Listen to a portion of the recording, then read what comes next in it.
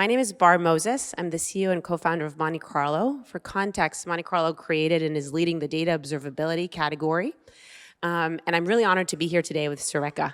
Surekha has a long and rich experience in both building and leading data teams. Really fortunate to kind of hear from her journey to data, both at UL, at Walgreens, at Kohl's, kind of hear her thoughts on data reliability and the data intelligence in the generative AI era. I have a bunch of questions, but I'm sure that you all have as well. And so we'll leave some time for Q&A at the end, but feel free to interject or feel free to raise your hand if questions come up. So I'll actually start with maybe participation from the audience. So by show of hand, who here is thinking about building something with generative AI, with LLMs?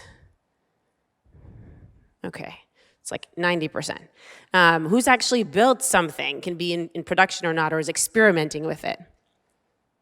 Okay, good, like 60%. And who has generative AI products in production today?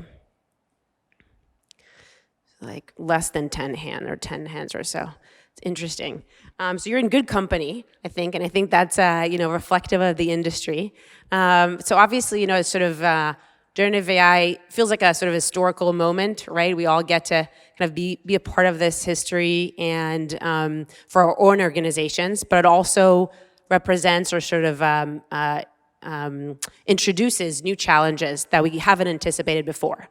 And so I'm really excited to hear about Surekha's experiences because Surekha has some hot takes for us today, and we'll share some of her thoughts. But maybe before we get into that, Surekha, it's so great to have you here. Just to kind of orient us, tell us, how do you, when you started your career, why did you get into data? How did it all get started? Thank you, Barr. Thanks for having me here. It's exciting to see so many people here. I actually didn't start with data. I started with technology, grew up in the, from a developer, went into designing service-oriented architectures, event-driven architectures, and then something happened right between the time I was at Kohl's and UL. I started seeing that all this fancy products, tools, technologies didn't really make any dent in terms of how we were driving business outcomes. So there was more and more spend. IT was becoming larger and larger, but getting distanced away from the business outcomes, the customer, the real end users. That's when I moved to UL. I decided that I wanted something in the space of data and to use data in a manner in which I could collaborate with the business, collaborate with the end users, and make something more meaningful. And that has been a very fulfilling journey. And not to mention, this was well before, Hadoop and well before the time of graph models. And obviously, NLP was a fledgling technology back then. A lot of the algorithms were available, but the compute wasn't available. Cloud was just going. And so I started my data journey in earnest when I moved to UL. And I haven't looked back. And I think UL is very interesting for folks who, I think UL is sort of a little known brand. However, we all touch UL every single day and work with sort of UL appliances. And so I'm fascinated to learn more about how they use data.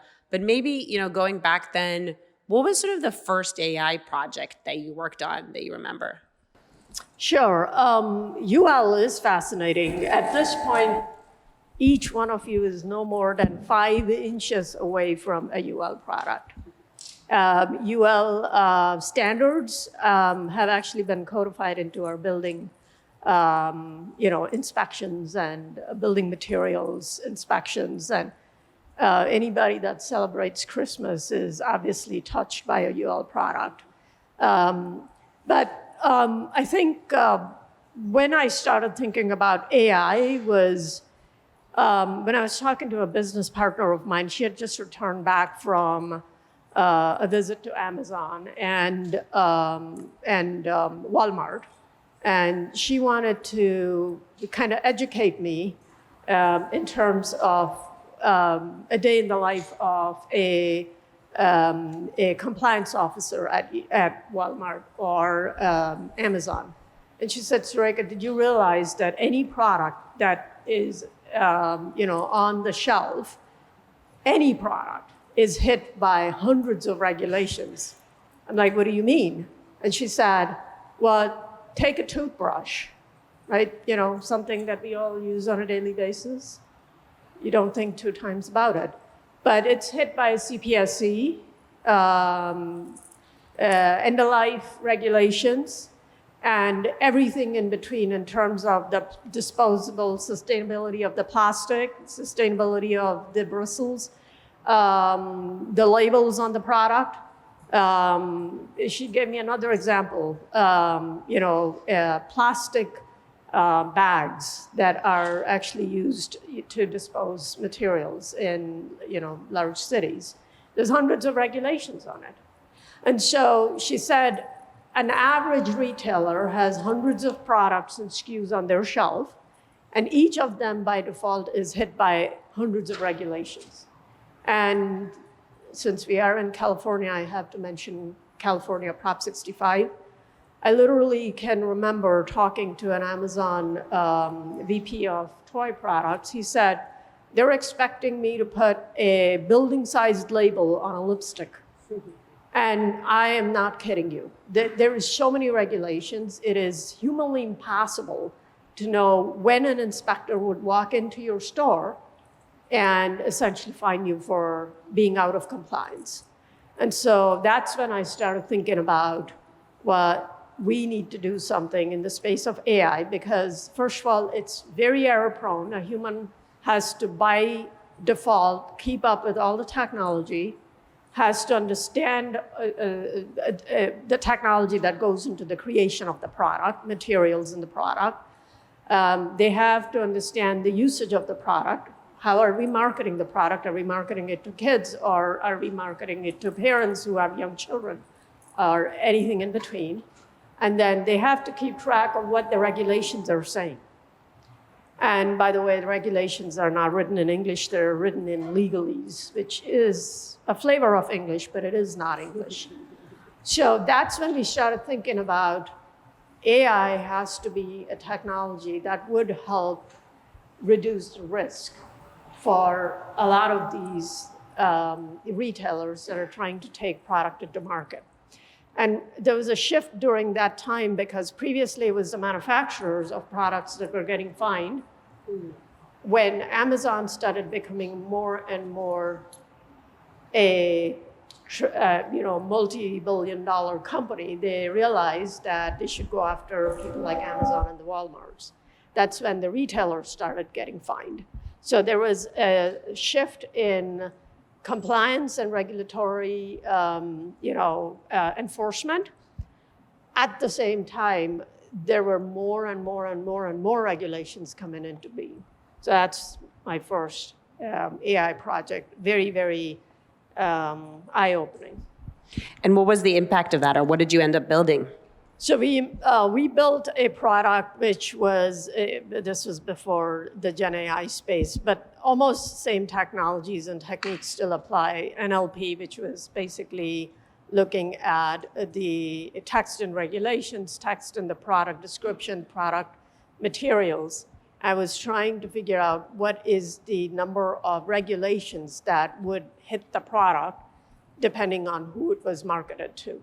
So it was using a form of language models. It was not large because it was before the days of the hyperscaler, except AWS. And when we went to Walmart, they basically said, if you're on AWS, we're not going to use your product. But different story. That has nothing to do with the product. But the bottom line is, it was a way for us to be able to match the regulations that a product would be hit, and also simulate what happens if you change the label, whether it would be able to bring down the number of regulations. So a children's product has the largest number of regulations, and then so on and so forth. So recreational products have fewer regulations because it's a willful act of trying to gain the thrill. And so the compliance departments had a tool. They're understaffed, by the way. They're considered to be a drain on the business, but they got a tool that was essentially able to get them to simulate some of those. And we marketed it to Amazon and Grainger and Walmart and a bunch of retailers, everybody except Walgreens, which was about a block from where I was, but CVS and stuff like that. So we were using, convoluted neural nets and NLP technologies, and it was very eye-opening in terms of the immaturity of those technologies.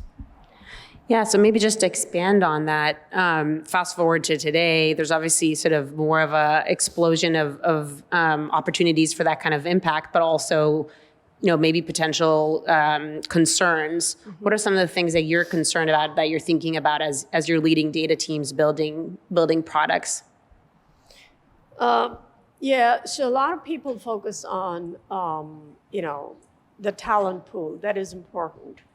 But getting the subject matter experts to become involved with your efforts are critical. I think the other thing is to find each company has a different culture of risk tolerance. And risk modeling is not necessarily done on use cases. Risk modeling is done on data. Like if you have PII, it has a level of risk. If you have PHI, it's a level of risk. But people don't do risk modeling on use cases, and that is critical. If you do risk modeling on a use case, you'd kind of know what the impact of a story going viral would be. And then you could spend the time to designing the product, even in the days of LLM, when everything's like an easy button type of a mindset.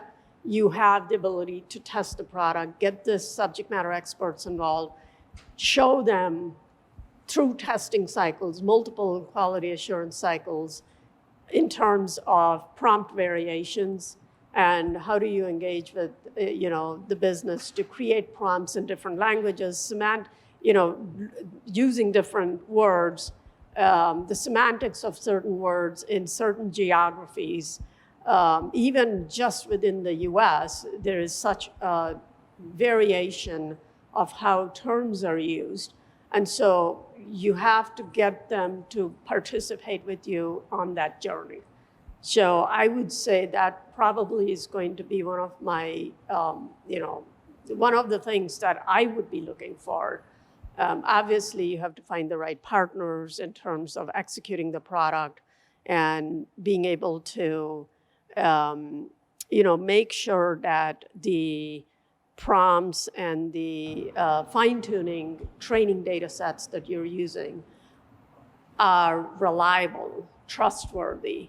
Everybody talks about bias. Yes, bias. There is a lot of bias in how you collect data.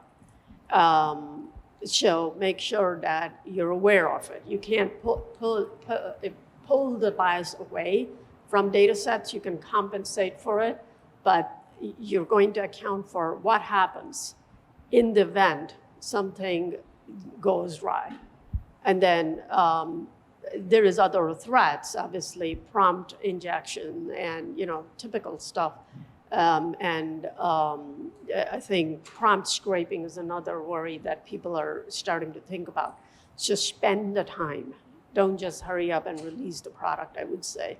But make sure your business comes along with you on that journey. And when I say business, not just the area that is sponsoring, the line of business that's sponsoring the product, everybody, including legal and compliance and the CISO and everybody in between. Do you have can you expand on that, like an example of how to bring folks along? Because I think the question of security and compliance changes when it varies between sort of general analytics versus generative AI. And so the people involved are different, the tech is different. Like how does that change? Yeah, it's not that different from introducing a product into the market. What's different is the speed at which you can make mistakes and how viral the story can go. So I think the example that I would choose, obviously, I haven't necessarily put LLMs into production in my own space, but I have used LLMs in small areas within internal use cases. So even there, what I chose to do, because Walgreens was such a risk-averse environment, I've chosen to use some of those technologies in areas like evaluating data contracts, for instance, or I've chosen to use those technologies in being able to understand the presence of domain information in the knowledge. For instance, we use some of those same technologies. LLM is a broad, very, very broad group of technologies all coming together under the guise of ChatGPT or whatever it is that you're Anthropic, Claude, or whatever you're using. But a lot of those same technologies have been around for a little bit. They didn't just happen yesterday or 4 months ago, whatever. So the way we introduced clinical trials, we had to go on a very specific journey. Clinical trials, highly distributed, decentralized clinical trials, when we introduced that at Walgreens, we had to make sure that the pharmacy data was not necessarily manipulated, but at the same time that the patients that were being recruited had the right level of disease state to be able to essentially partake in the clinical trial. And so we had to strike this fine balance of not having a human query the data to become part of the patient set that was recruited for a clinical trial. But at the same time, we had to make sure that we understood the profile of the data, the depth of the data, so we were not seen as being biased. And so a lot of the same types of questions that somebody would be asking, a data leader or a business leader would be asking, came into play. The other thing was there was boundaries of isolation. Pharmacy data was all encrypted, and there was very select environments in which it could be decrypted for the purpose of making it the patient information available to the sites where patients were being recruited. And so, again, just because LLMs make it easy doesn't mean that you bypass a lot of those types of rollout concepts. They still are applicable. Take your time testing things, but also make sure that you're not forgetting operations, because when you have to withdraw a product for whatever reason or enhance a product, which all of us hope we do, you have to have the engineering built for scale, for reliability, as well as for the purpose of redeployments and re-architecture.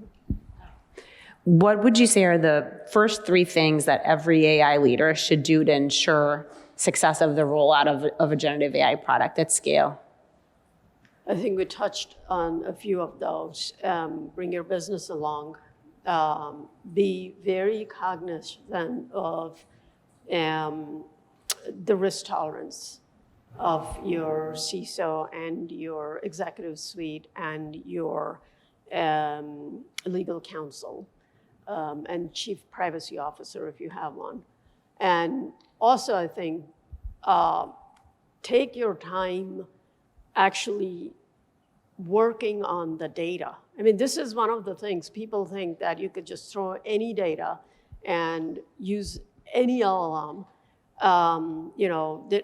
There's variances in LLMs. Some LLMs hold context well. Some are very brief, they don't hold context.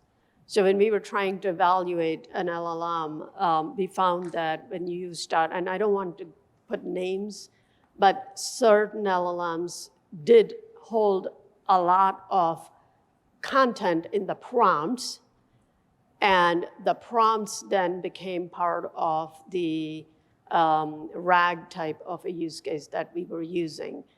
Certain LLMs actually picked keywords from the prompts. So even though the prompts were verbose, the prompts provided context, you had to play between those LLMs that could hold context, and you could do zero shot versus certain LLMs that could not hold context, therefore you had to do a few shot. And you have to make sure that it's the business subject matter expert, domain knowledge worker that is participating in the creation of those prompts. Otherwise, the steel thread across those few shot prompts is getting lost. And now you can trigger hallucinations and other types of fun outcomes, which are totally nonsensical or totally offensive or something in between. Yeah, great. And I guess maybe thinking about the technology landscape for a minute, even just, kind of serving, the folks in this room or in this conference, there's so much new technology across the tech stack and the emerging AI stack. What do you think is the biggest gap today, actually? What are we missing? So I'm not a data scientist, and I don't pretend to be one. I believe that tools are missing. Tools to test LLMs, for instance. Tools to simulate prompt variants. Tools that can help you accelerate the speed at which you can test an LLM to trigger those pathways that force hallucination. So tooling in general. But then I kind of want to go back to that data piece. I mean, there's a lot of fun stuff that can be done on the LLM side, generative AI side, but I think a lot more has to be done on the data side to bring quality and reliability into these. So your LLM-based product, your generative AI product, is only as good as the data that goes into the testing of the training of the product. I don't believe that we're spending enough cycles on the data side. We're not taking data reliability seriously. We're not taking data context and semantics of the data seriously. And that, I think, is where it's not about the tool, it's not about the technology, it is about the discipline of treating your data with respect, treating your data as an enterprise asset, treating your data as a true differentiator. And if you're not doing that, then, well, yeah, everybody has access to those open source LLMs, so you just level the playing field. So. Yeah, agreed. And maybe I'll pick on that thread.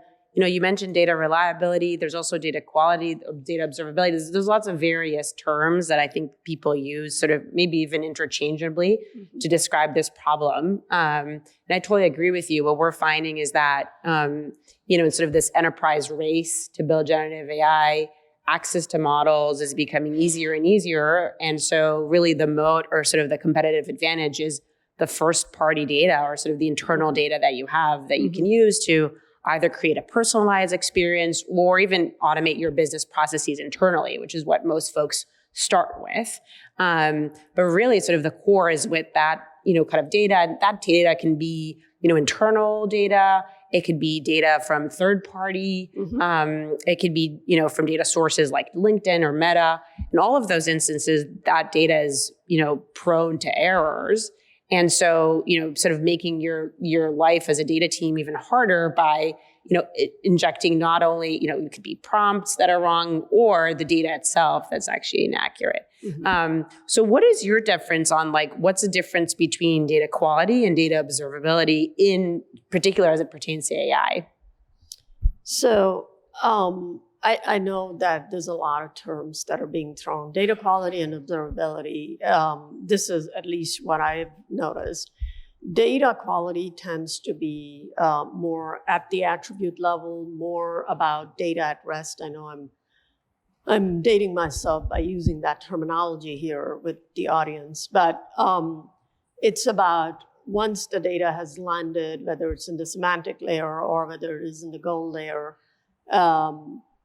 what happens when you profile the data? How good is the data? It's about the quality of the data at the attribute level, whether it meets statistically the type of variances that you were expecting, whether or not it fits as list of values that you or the business or the data stewards has made available.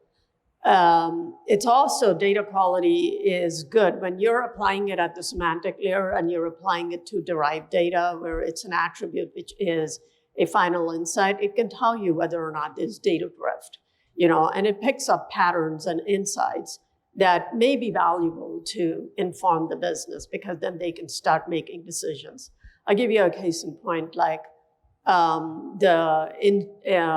traffic in store, especially for a company like Walgreens, which is about 5 miles from 70% of the US. Those patterns started changing, and we started noticing that in the data quality. Pre-COVID, post-COVID, COVID, those patterns are changing. So the business can take some of those changes and patterns and actually, and data drift is the term, but they can start making decisions. Some so-called data profiling and data quality tools will give you information in terms of how many unique values there are, how many nulls there are, this, that, and the other. So all of that is great, but it's, in the space of data drift and data profiling that I find a huge amount of value, but it's about data at rest. When you're talking data observability, any important data set has at least 4 separate stakeholders. And, starting with data stewards and business data owners and data scientists and executives who are looking at a dashboard, down to data ops and data engineers and, business BI analysts. The problem is on a data pipeline, you need to be, because there's a life cycle associated with data and the data sets, you need to be able to inform all parties that there was a bunch of records that were orphaned because of a loss of a certain set of attributes. Otherwise, what ends up happening is data stewards and data business data owners and your executives are your customer, worst case, are noticing certain data missing, and they are adding more to the incident pile. Data engineers may already have been aware of that, and the data ops may be already working on those orphaned records because either the source was missing or the schema changed or whatever. And so now you are inundated with all these incidents from all over the place, and it leads to incident fatigue. What I see with data observability tools is essentially a single pane of glass that puts the stakeholders of data in the center. And so the way the tool is built, the way the tools should be built, are from the stakeholders' perspective. When you're talking about critical data sets, critical data elements, there's a lot of stakeholders. So making sure that it is informing all of the stakeholders at the same time that there's something missing, correlating it with the metadata and the data lineage to help you identify the root cause saves a whole bunch of unnecessary signals and a bunch of confusion. Otherwise, everybody is picking up the phone, calling everybody else. There's a bunch of incidents. At some point, there is so much fatigue, this desensitization. And when you're talking somebody like a Walgreens that processes up to 10 million prescription a day, and you're talking about missing records from 1 or 2 stores, like the store in downtown Chicago, the volumes are huge. And so, and it's hugely important information. It's information we send to CDC and FDA, information we send to our partners, and it's information that the pharmacy operations uses to staff our stores, especially back of the store, which is the pharmacy. Missing data becomes a huge problem. And when you're talking about all these tools independently informing you of issues with the data, data ops, DevOps, the ETL tools and everything in between, the data pipelines are throwing off errors all over the place. It's just humanly impossible. Awesome.